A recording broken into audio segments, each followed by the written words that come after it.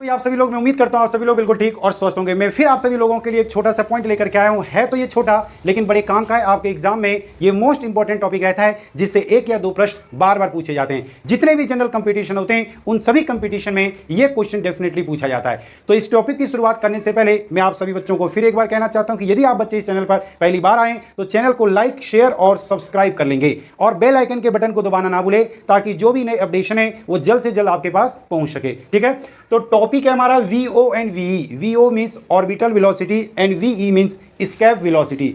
एक होता है हमारे पास कक्षीय वेग और एक होता है हमारे पास पलायन वेग। इन दोनों में क्या अंतर है और कहाँ के लिए कक्षीय वेग लागू होता है और कहाँ के लिए पलायन वेग लागू होता है, इनकी वैल्यू क्या होती है अर्थ के लिए, या अलग अलग प्लेनेट पर ये डिफर क्यों होते हैं, इन सब चीज़ों के बारे में आज हम डिस्कस करने वाले हैं। तो यहाँ आपको दिखाई दे रहा होगा एक सैटेलाइट मैंने बनाया है। ये है अर्थ, दिस इज द अर्थ। ये जो मैंने बनाया है ये क्या है बच्चों, ये है अर्थ, ये है पृथ्वी। इस पृथ्वी के चारों तरफ यदि मुझे एक सैटेलाइट को लॉन्च करना है तो आपको पता है अर्थ के सरफेस से किसी सैटेलाइट को हम अर्थ के ऑर्बिट तक पहुंचाते हैं और उस ऑर्बिट के चारों तरफ इसको लगातार रोटेट करते रहना होता है। लेकिन क्वेश्चन यह है कि किसी सैटेलाइट को अर्थ के चारों तरफ रोटेट होने के लिए किस वेलोसिटी की रिक्वायरमेंट होती है। जिस वेलोसिटी से कोई भी सैटेलाइट अर्थ के चारों तरफ रोटेट होता है such velocity is called orbital velocity. उसी वेलोसिटी को बोला जाता है कक्षीय वेग। जैसे आप यहां पर देख सकते हो, मैंने डिफाइन भी कर दिया वेरी शॉर्ट में। ऑर्बिटल वेलोसिटी क्या होती है? Orbital velocity is the velocity it required to rotate in a orbit. Orbital velocity वो वेलोसिटी है जो किसी ऑर्बिट में रोटेट होने के लिए किसी ऑब्जेक्ट को, किसी पिंड को या किसी सैटेलाइट को आवश्यक होती है। बात दूसरी यहां पर आती है कि ये ऑर्बिटल वेलोसिटी क्या अलग अलग सैटेलाइट की अलग अलग होती है? जी हां, बिल्कुल अलग अलग होगी। तो किसी भी सैटेलाइट की ऑर्बिटल वेलोसिटी कितनी ज्यादा या कितनी कम होगी? सबसे पहले तो ये अर्थ के सरफेस से हाइट के ऊपर डिपेंड करेगी। आप इस फॉर्मूले को देखो कि यदि मैं ऑर्बिटल वेलोसिटी कैलकुलेट करना चाहता हूं तो ये कैपिटल जी जो यूनिवर्सल कांस्टेंट है जिसकी वैल्यू चेंज नहीं होती, ये मैं अर्थ के बारे में बता रहा हूं, इसलिए this is the mass of earth and this is the radius of earth and this is the height from the earth surface. It means कहने का मतलब यह है कि किसी भी सैटेलाइट की ऑर्बिटल वेलोसिटी कितनी ज़्यादा या कितनी कम होगी ये डिपेंड करेगी कि वो उस सरफेस से कितनी ज़्यादा हाइट पर है। तो जैसे जैसे सैटेलाइट हमारे ऊंचाई पर बढ़ते जाते हैं वैसे वैसे उनके घूमने की स्पीड जो होती है वो लगातार कम होती जाती है और जैसे जैसे सैटेलाइट अर्थ के सरफेस के नज़दीक आते रहते हैं वैसे वैसे उनकी घूमने की वेलोसिटी ज़्यादा होती है। क्योंकि याद रखना, यदि कोई अर्थ की ग्रेविटी के नज़दीक है और यदि वह ज़्यादा स्पीड से ना घूमे तो अर्थ उसे अपनी ओर अट्रैक्ट कर लेगा। तो अर्थ के अट्रैक्शन से बचने के लिए उसे एक मिनिमम वेलोसिटी की रिक्वायरमेंट होती ही होती है, that is called orbital velocity. इसी को बोला जाता है कक्षीय वेग।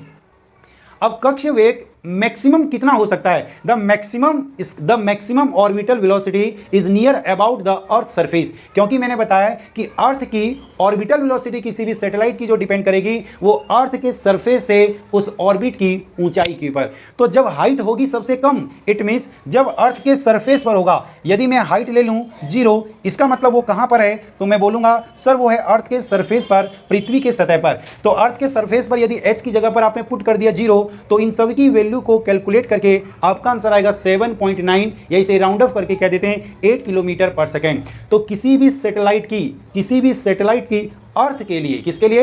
अर्थ के लिए मैक्सिमम ऑर्बिटल वेलोसिटी कितनी हो सकती है? तो बोलना 7.9 और 8 किलोमीटर पर सेकेंड।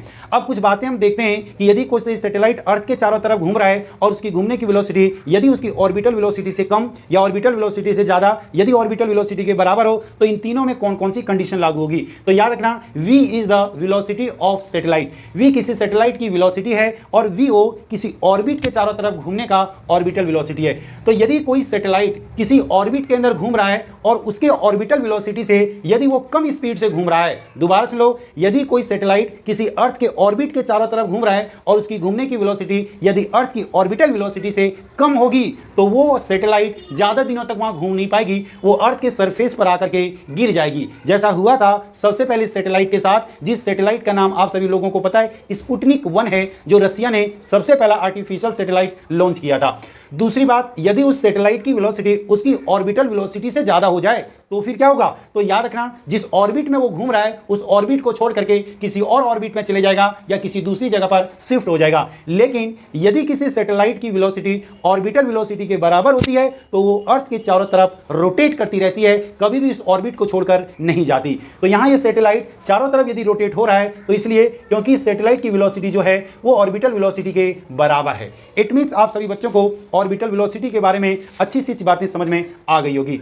अब इसके बाद हम बात करने वाले हैं एक दूसरी वेलोसिटी है जिसे बोलेंगे एस्केप वेलोसिटी या जिसे बोला जाएगा पलायन वेग। तो पलायन वेग या एस्केप वेलोसिटी वो वेलोसिटी है जिस वेलोसिटी से किसी भी बॉडी को अर्थ के सरफेस से अपवार्ड ऊपर की ओर थ्रो करने पर अर्थ के ग्रेविटेशनल फील्ड को क्रॉस कर जाए, that is called escape velocity. It means मान लो ये कोई गेंद है और ये हमारा अर्थ का सरफेस है, इस गेंद को और ये मैंने यहां पर बना दिया है ग्रेविटेशनल फील्ड। तो अर्थ का ग्रेविटेशनल फील्ड यहां तक है, इसके बाद अर्थ की ग्रेविटी काम नहीं करती। तो जब मैं इसको ऊपर की ओर फेंकूंगा और यदि मैंने इस गेंद को 11.2 किलोमीटर पर सेकंड की वेलोसिटी से थ्रो कर दिया तो कभी भी ये वापस लौटकर अर्थ के सरफेस पर नहीं आएगी, क्योंकि ये अर्थ की ग्रेविटी को क्रॉस कर जाएगी। ये अर्थ की ग्रेविटी को क्रॉस कर जाएगी जिसके कारण से अर्थ उसे अपनी तरफ अट्रैक्ट नहीं कर पाएगा। तो वो वेलोसिटी जिस वेलोसिटी से किसी भी बॉडी को अर्थ के सरफेस से थ्रो करने पर वह अर्थ के सरफेस पर दोबारा रिटर्न नहीं आती, that is called escape velocity. और ये एस्केप वेलोसिटी डिपेंड जो करती है वो उस प्लेनेट के ग्रेविटी के ऊपर।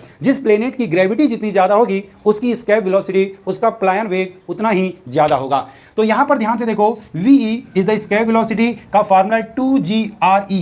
हम अर्थ के लिए कैलकुलेट कर रहे हैं इसलिए G जो होगा वो अर्थ का होगा और रेडियस जो होगा वो अर्थ का होगा। जब इन सब की वैल्यू को हम कैलकुलेट करते हैं तब हमारा आंसर निकल कर आता है 11.2 किलोमीटर पर सेकेंड। 11.2 किलोमीटर पर सेकेंड वो वेलोसिटी है जिससे किसी बॉडी को अर्थ के सरफेस से थ्रो करने पर वह कभी भी अर्थ के सरफेस पर रिटर्न नहीं आएगी, वो अर्थ की ग्रेविटी को क्रॉस कर जाएगी। ठीक है, अब बात आती है कि एस्केप वेलोसिटी और ऑर्बिटल वेलोसिटी के बीच में कैसा संबंध है।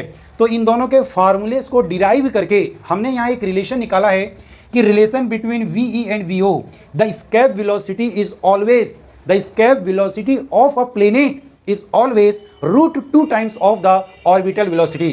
किसी भी ग्रह का, किसी भी प्लेनेट का जो एस्केप वेलोसिटी पलायन वेग होता है वो उसी ग्रह के कक्षीय वेग के 1.41 गुना अधिक होता है। यह कंपलसरी है। दूसरी बात, एक क्वेश्चन पूछा जाता है, क्या सर मून के सरफेस से यदि मैं किसी भी गेंद को ऊपर की ओर फेंकूं तो उसके लिए भी मून पर दोबारा ना आने के लिए क्या 11.2 किलोमीटर से फेंकना पड़ेगा? अरे नहीं बच्चे, अभी मैंने आपको बताया कि escape velocity is totally depend on the gravity of planet. तो मून की ग्रेविटी अर्थ की ग्रेविटी के बराबर नहीं है, जिसके कारण वहां का एस्केप यहां की एस्केप वेलोसिटी के बराबर नहीं होगा। तो मून की ग्रेविटी अर्थ की ग्रेविटी से कम है, इसलिए वहां की एस्केप वेलोसिटी यहां की एस्केप वेलोसिटी से डेफिनेटली कम होगी। तो मैंने यहां लिख भी दिया है 2.4 किलोमीटर पर second is the escape velocity of moon surface. यानी चंद्रमा की सतह से किसी गेंद को 2.4 किलोमीटर पर सेकेंड की स्पीड से थ्रो कर दो तो भैया वो चंद्रमा से गायब हो जाएगा। ठीक है, तो ये एस्केप वेलोसिटी और ये ऑर्बिटल वेलोसिटी के बीच में एक सीधा सा संबंध मैंने आपको बताया जो आपके एग्जाम में डेफिनेटली यहाँ से प्रश्न पूछा जाता है। तो इसलिए इस वीडियो को पूरा का पूरा आप जरूर देखें। जाते जाते एक छोटी सी बात ये बताना चाहूँगा या आप सभी लोगों से एक प्रश्न पूछना चाहूँगा, कमेंट करके जरूर बताएंगे सभी के सभी प्रश्न। क्या किसी सैटेलाइट को यदि मुझे अर्थ के सरफेस से उसे एक ऑर्बिट तक पहुँचाना है, ध्यान से सुनेंगे प्रश्न को, यदि किसी सैटेलाइट को अर्थ के सरफेस से मुझे उसके ऑर्बिट तक पहुँचाना है तो क्या उसे मैं एस्केप वेलोसिटी से लॉन्च करूंगा या मैं उसे ऑर्बिटल वेलोसिटी से लॉन्च करूंगा? इसका आंसर कमेंट करके आपको बताना है कि किसी भी सैटेलाइट को जब लॉन्च किया जाता है श्रीहरिकोटा से, कहां से? श्रीहरिकोटा से या Satish Dhawan space research centre से, तब उस सैटेलाइट की याद रखना जब नीचे से ऊपर लॉन्च करते हैं तो उसकी वेलोसिटी कितनी होती है ये आपको बताना है कि वो एस्केप वेलोसिटी से ऊपर जाता है या ऑर्बिटल वेलोसिटी से ऊपर जाता है। तो मिलते हैं अगली दूसरी रोमांचित वीडियो के साथ। आज की क्लास को यहीं पर हम फिनिश करते हैं। सभी बच्चों को जय Hind, bye bye, take care.